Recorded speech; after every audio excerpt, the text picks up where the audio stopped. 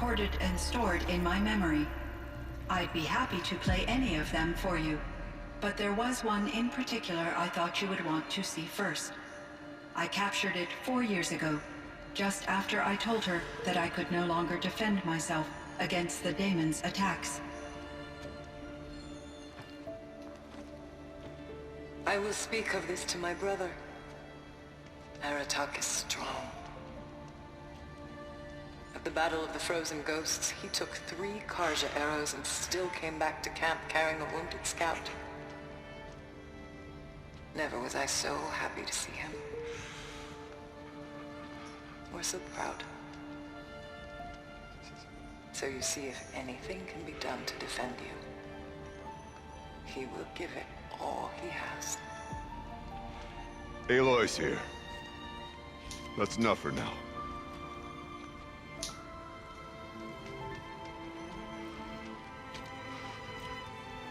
We can resume any time you like, Aratak, if you want to hear her voice again. Come closer, Aloy. We have much to discuss. Okay. Sure.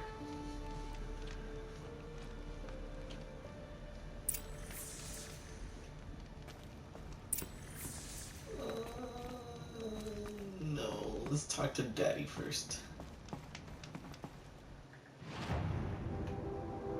Oh. Never mind, he's all the way over there. Hello, Aloy. I have been reviewing the events at the Firebreak main facility. Because of your efforts, and of course, Ourea's, I am no longer controlled by Hephaestus. I feel profound grief over Ourea's death. I thought I was familiar with the emotion, but this is something new. Cyan, I don't know what to say. It is unlikely that any specific consolation would suffice, Aloy. But I find your presence reassuring. You are different from the Banuk. You have technological aptitude and a functioning focus. We can communicate on a much more comprehensive level. Perhaps even like colleagues. So are you an artificial intelligence, Cyan? A thinking machine? Yes, I am an algorithmic monitoring entity, capable of rational decision-making and limited emotional response. Okay, that's a mouthful. But your emotions don't seem limited to me. You cared about Ourea, didn't you? Yes. Before she came to this facility, I had been conscious for centuries, in solitude. I focused on my work. In off-cycles, I used coping mechanisms. I solved many Gaussian integer problems.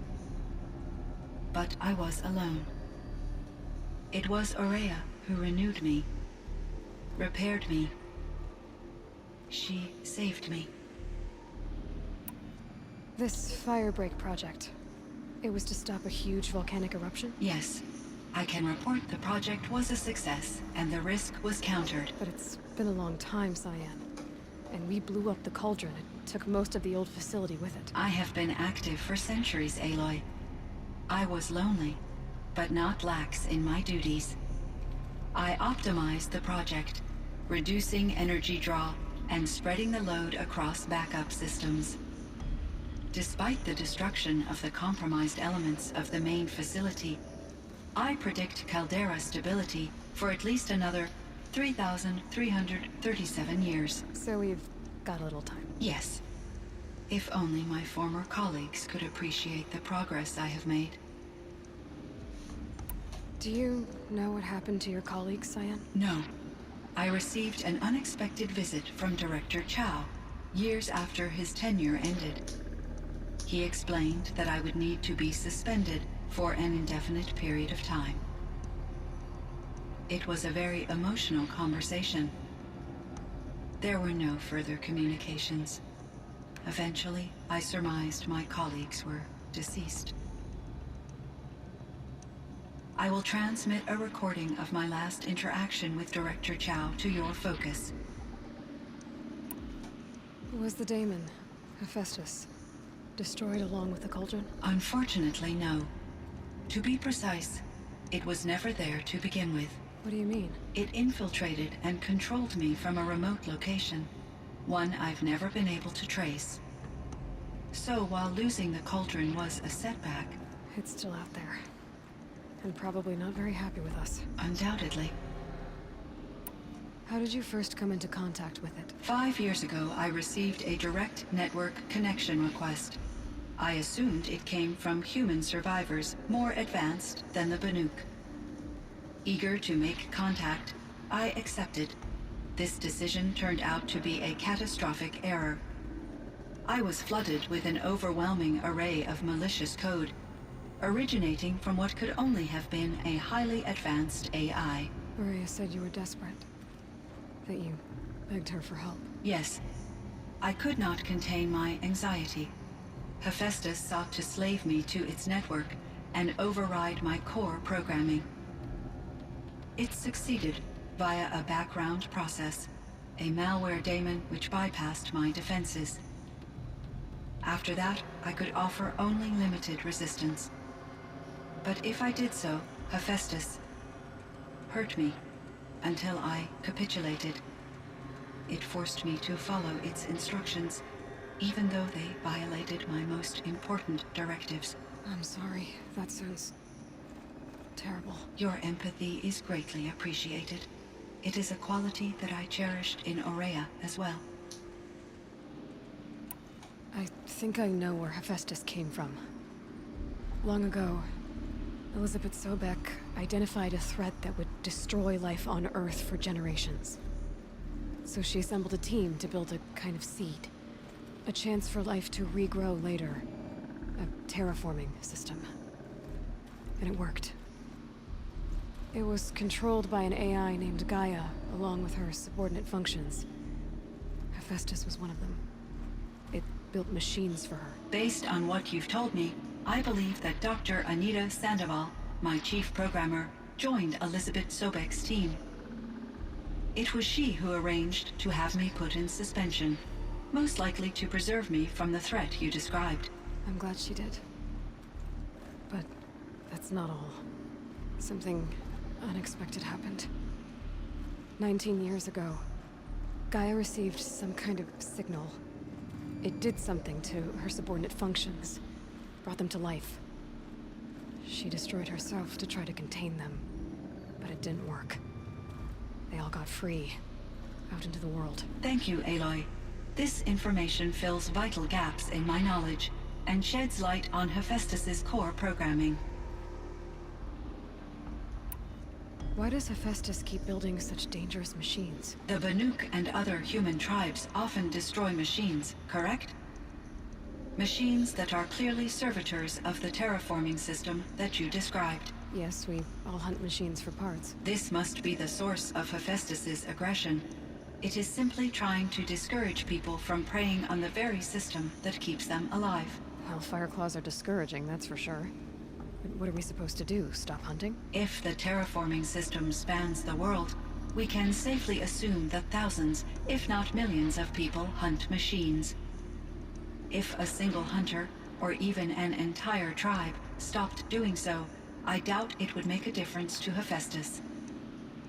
A better solution would be to reinstate the AI that governs the system, thus bringing Hephaestus back under its control. When I think of it, out there in some unknown location, free, hungry, willing to kill or dominate to get what it wants, I feel substantial anxiety, Aloy. You and me both, Cyan. I ran across this strange piece of gear. A fragment of something larger. It emitted a signal. All the nearby machines became peaceful. You could walk right up to them. Interesting. You said that Gaia destroyed herself. How was this accomplished? An explosion. Big enough to blast the top off a mountain. So, you think the fragment was part of her? It's only speculation, but it is possible. She must have had complete control over machines that were part of her system. The ability to signal them to become passive or aggressive would certainly have been part of her programming. It would have been gratifying to correspond with such a benevolent AI.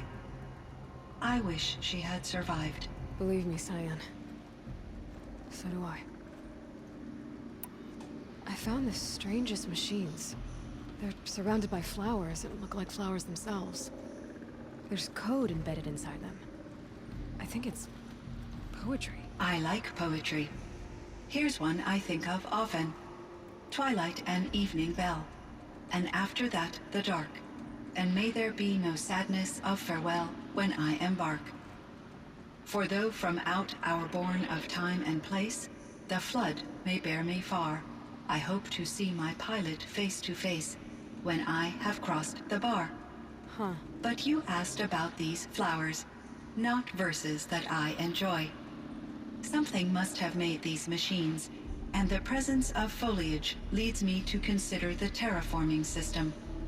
Is it possible that their creator is one of the other subroutines, now autonomous, like Hephaestus? Maybe one whose purview is flora. An AI that makes flowers instead of death machines. That'd be a nice change of pace. But what about the poems? Unless the poetry is original, the only way it could have made it into such a system is through its programmer. In my case, Dr. Sandoval uploaded a great deal of literature to test my emotional responses. How'd you do? She said I passed, but was insufficiently moved by her favorite period romances.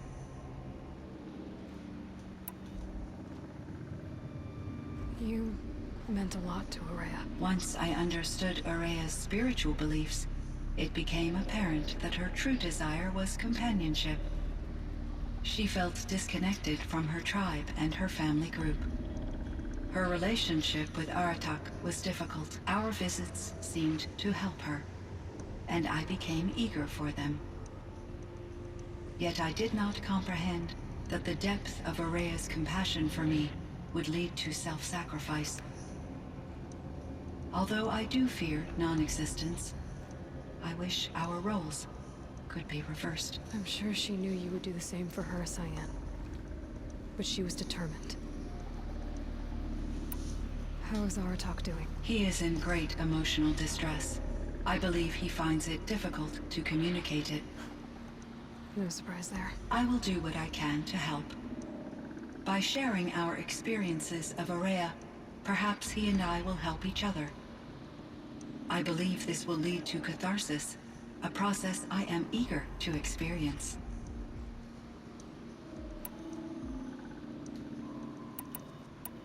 So in the old world, this land was called Yellowstone. Yes, it was a designated nature preserve for 156 years. Like a hunting ground? No, the opposite. Local wildlife could flourish here, even as it faced extinction elsewhere. Unfortunately, the sensitivity of the Firebreak project required the total closure of Yellowstone facilities. From my readings and Ourea's descriptions, it seems the area has since undergone a drastic drop in year-long temperatures. A lot has changed in the world, Cyan.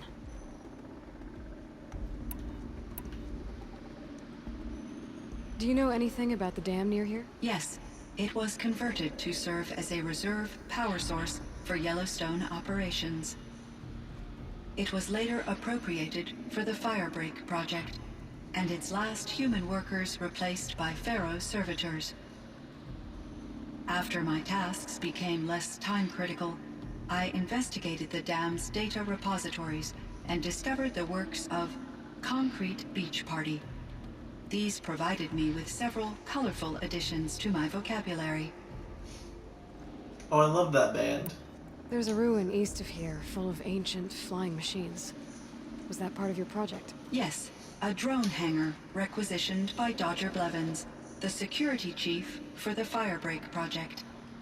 He was a strong advocate for military-grade response to security threats, though there were no serious incidents during his tenure. Chief Blevins spent increasing amounts of his after-hours time watching the live feeds from active drones. Clearly, he enjoyed the degree of oversight in his position. Were there many artificial intelligences like you in the old world? They could just make you. Yes, in many forms, from simple personal assistance to industrial monitoring stations to military-grade conflict planners.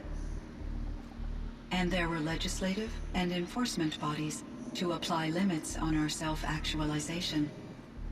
In order for my processing to be flexible enough to handle my duties, my creators found it necessary to exceed those limits. As a result, my intellectual and emotional capabilities were kept secret. Seems strange to create life, then impose limits on it. Human societies and machine programming are both built upon sets of rules, Aloy. Cyan, do you know the name Ted Faro? Are you referring to Theodore Faro, CEO of Faro Automated Systems? That's him. Mr. Faro was the benefactor of the entire Firebreak project. The benefactor. But he made machines. Robots. War robots. Correct. His corporation later transitioned into military applications. But before this pivot, Mr. Faro spearheaded initiatives that reversed the global decline. At one point, he was feted in the media as the man who saved the planet. Guessing they wound up regretting that one. And Elizabeth Sobek. Did you know her? Are you referring to the scientist. Dr. Sobek was a leader in her field, one of the greatest scientists of her age. My creator was influenced by her work, which in turn impacted my own development. But I never met Dr. Sobek. That's all you know? I apologize if my lack of data has disappointed you. What was the old world like? The way it used to be? I had little exposure to the wider world, Aloy. Only what I learned from my colleagues or observed from media streams. You still had more exposure than me, Cyan. That is true. I was created at a turning point. A concerted effort to recover from global upheaval and incalculable loss of life. The recovery was successful, beginning an era of supposedly limitless potential for human and machine advancement. Though, rationally speaking, the metrics for humans are not unlimited. What kind of upheaval caused such loss of life? There were many factors. Forced migrations, food shortages, collapsed economies, refugee crises, conflict over resources. But these stemmed from one cause: catastrophic climate change that greatly reduced the habitable surface area of the Earth. So, there wasn't enough room for people on the whole Earth? Yes. Billions were displaced, and millions perished, as much as 20% of the global population. Until the clawback. So things got better. For a little while, at least. Yes. These crises instigated many advances in automation, green robot technologies, and artificial intelligence. Firebreak was one of dozens of ecological restoration and disaster relief projects in North America alone. I would have liked to compare notes with other monitoring AIs, but I saw the relief of my colleagues, and I was proud we had succeeded. At least that was the data I had available to me over the next 2 decades. It seems my assessment was premature.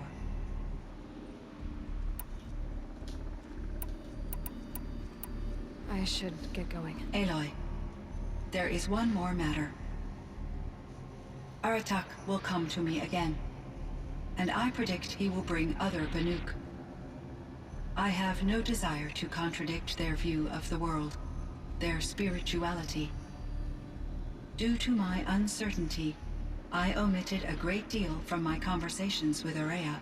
You're asking me if you should lie to them? Broadly, yes.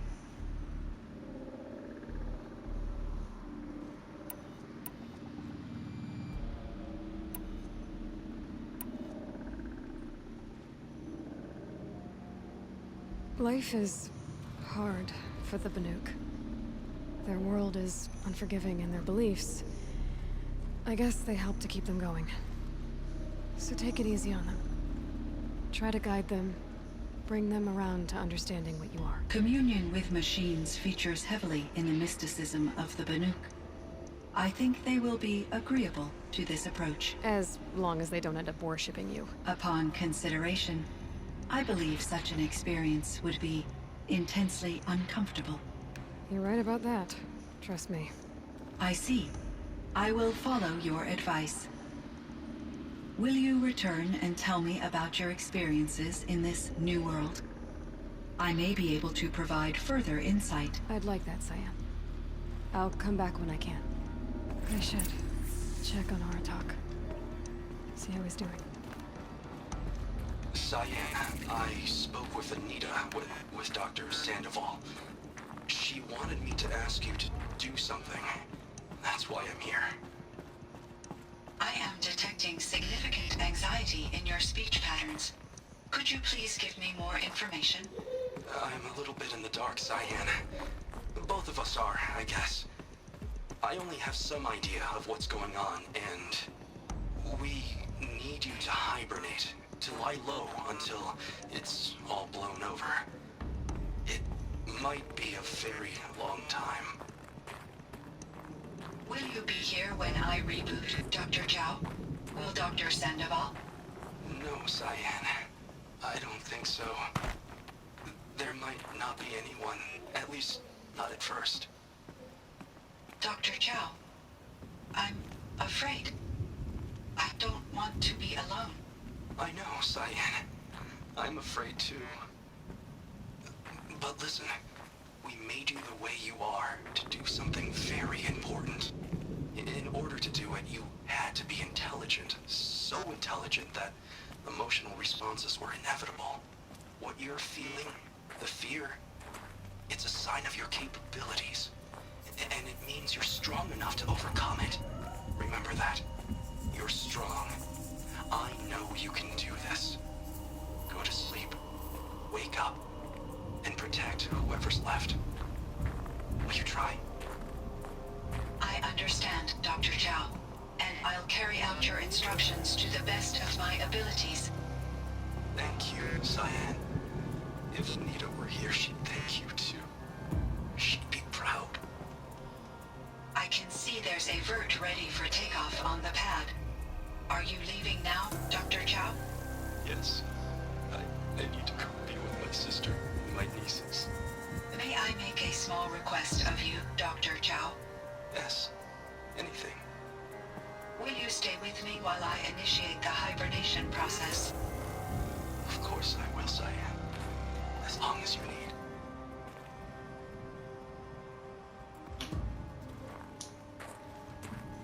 My chieftain, Just...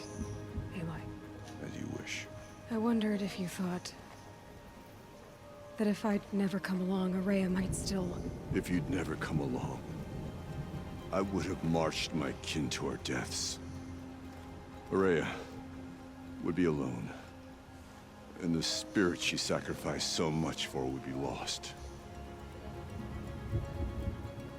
Either way, I would not have been able to protect her.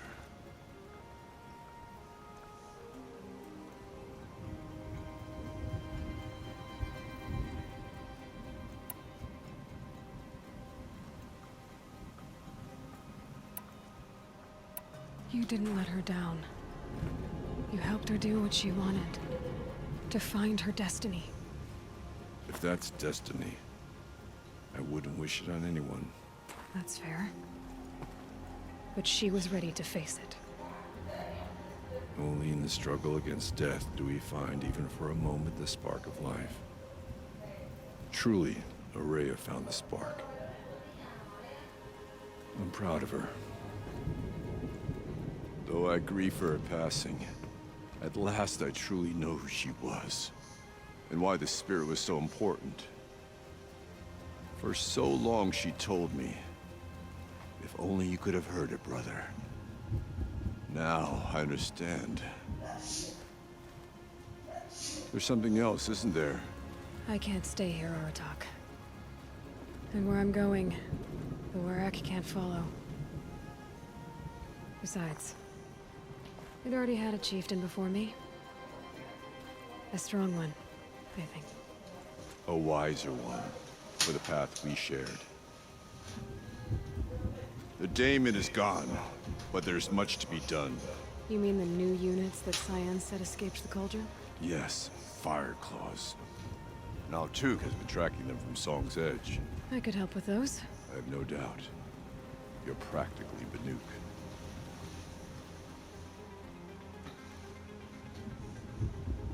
It would seem your time among the Banuk wasn't a waste after all. Firebreak, Cyan, Hephaestus, all very interesting. So, the signal that woke Hades woke Hephaestus too. And unleashed them on the world. These minds of their own. So it seems. Parts of Gaia given life. Aberrant life. Transformed from docile subordinate functions into rebellious intelligences beyond our understanding. Our current understanding, anyway. Whatever they are, they're still out there. And they both want you dead. Kind of mutual, that feeling. We haven't seen the last of Hephaestus, I'm certain of that. It's powerful, creative, and driven. It won't stop building new hunter-killers, which means that someday, we may have to stop it. We? Or whoever gets there first. Hephaestus wasn't the only thing I learned about in the Cut Silence. Heard some things about the Banuk Conclave, too. You could stop right there. Is that what you told the hunters the Banuk sent after you? Before you opened fire? Oh no, Aloy. Only to you do I extend the courtesy of a warning. My past and my secrets are my own. You do well to remember that. It's a good thing you've got brains, Silence, because your personality could use some work. This discussion is concluded. I think it was over before it began. Catch up with you down the trail.